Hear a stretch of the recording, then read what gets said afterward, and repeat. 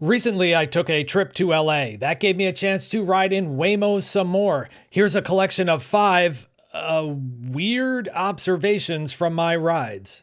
Fire trucks are red. Close your eyes and picture a fire truck. Now open them. It's red, right?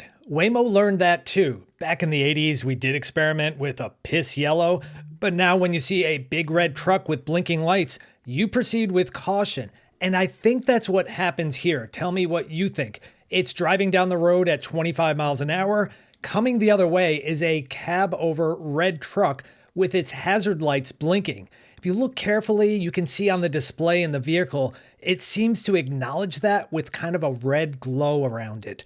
Waymo slows down and gives way, but before pulling over, then it decides that it's okay to proceed forward. The vehicle then resumes its normal speed driving down the road. Last year, I was in a Waymo that pulled over for an emergency vehicle. It heard the siren using its external microphones. This time though, I think the Waymo got fooled by a red garbage truck. Waymo has a horn and it ain't afraid to use it. This one I did not get on video, so I'm going to reenact it based on my recollection and the recollection of the 2 other people that were in the car. So the 3 of us humans were just, blah, blah, blah, babbling away, not paying attention. But Waymo it was stopped in the left turn lane of a 4-way intersection. So pretend this is the RoboTaxi. Our light was red and we were in front of the line by a couple of feet. Then a car making their turn cut the corner too close. So what did Waymo do? Beep, beep. It was not at all a friendly little beep either. It was an angry horn. We're in the car going like, oh my gosh, what is happening? Is that really our car? The human driver who cut the corner, they're able to correct their path. And of course, they apologize for being a meathead by, what else? Beeping back. Beep! Meanwhile, our car decided that it was going to give it a little bit extra room by starting to back up until a truck approached from the rear, and then it stopped because it didn't want to get hit in the front by this car or back up into the car approaching from behind us. So a few seconds later, this car moves out, or our light turns green, and it proceeds on its way. We all laughed about the experience. It wasn't scary. We were all just really surprised that Waymo can use its own horn to warn others. People suck. Someone who lives in LA told me that people are sometimes messing around with RoboTaxis. Various motivations from curiosity to opposition to just flat out crazy. Here's my experience. I got picked up at my hotel on the way to the convention center. Some guy crossing the street recognizes my taxi as a RoboTaxi and decides to test it out. The car detects the pedestrian, slows down, tries to move around him.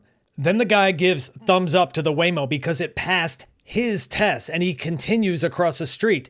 This is just another challenge for artificial intelligence and the humans running the companies. What policies and what guidelines do you create to help autonomous systems deal with people that are going to try to fuck around and find out? I should say that the doors were locked on the vehicle. The neighborhood was not at all sketchy. And again, I wasn't scared. It was just weird. Number 4, Waymo almost never gives up. I requested a ride near a busy intersection. The app kept me up to date on the vehicle location and its estimated arrival time. It directed me to meet in a small parking lot in front of the business.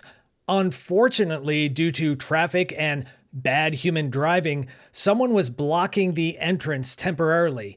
The vehicle waited a little to make the turn, then it just gave up and the app notified me that the trip had been canceled.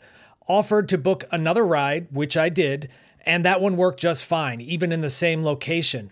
Although getting out of that little parking lot did take a lot of patience because of the constant flow of traffic, but eventually it succeeded. Waymo needs washer fluid. It was raining the day I left, and I found it interesting that the windshield wipers were on. That's because all the sensors needed to operate Waymo Driver are on the outside of the vehicle. There's no technical reason why the wipers need to be used. As far as I know, the cameras in the Jaguar I-Pace that are located behind the front windshield are not used by Waymo. but it definitely would be weird if I could not see clearly out the front windshield. It would feel claustrophobic. Not only did it use the windshield wipers, but another vehicle I got in had the low washer fluid light on, so I guess occasionally it sprays the front windshield to clean it off.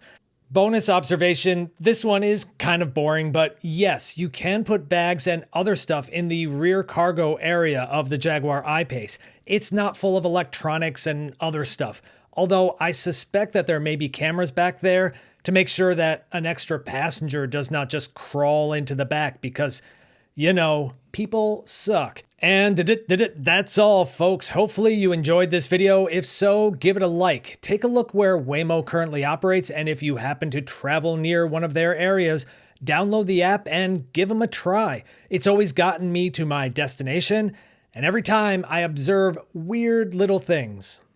Like, look how quickly it decides to go around this parked garbage truck, but it does so carefully.